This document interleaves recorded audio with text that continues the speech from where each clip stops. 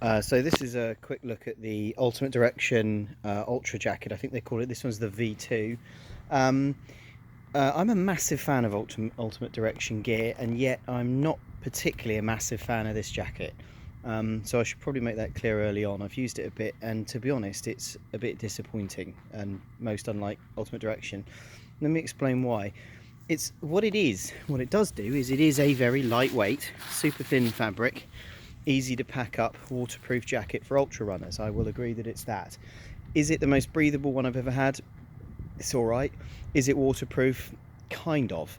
I wouldn't be out in 6 hours of rain in this, but it is good for say an hour or two's rain. But beyond that, the water does seem to seep through. It's not the best waterproof fabric, but it's I don't know, it's weird. It's like they never really understood what runners need. It has these bizarre mittens on the bottom down by the cuffs, which means every time you put this... Now, the idea of these mittens is that they kind of protect your hands and keep them dry, but every time you put this jacket on, your hands go into these weird mittens and they're annoying. So the first thing you're going to want to do is cut these off, to be honest. It's got some armpit vents underneath, which is all very well and great. The hood has this reinforced bit that goes along the top here, but it gets a bit crushed up when you pack it up, and then it doesn't really hold its shape, so then it has this weird wonky hood thing for you, which isn't ideal. Here's the best bit. It's got no reflective element to it at all, so if you're out running at night, no one's going to see you, or if you're on the roads, it's a little bit...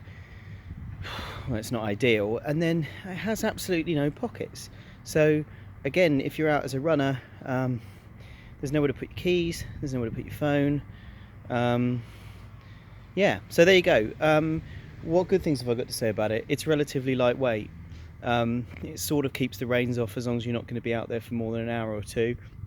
It's sort of breathable. There are better jackets out there for much less money. It's also, this jacket is well over $200, which is, to be honest, jaw-dropping. If I'd got this blind, I would guess that this jacket's worth less than $100. It's weirdly thought out. I'm not convinced that a real runner's ever been in the boardroom during the design process. And there you go. So that's it. Nothing more positive to really say about it. There are better jackets for much, much less money. And I'm sorry that I have got such a kind of moany review, but you know, even though I'm a massive fan of Ultimate Directions gear, this jacket is a proper clanger.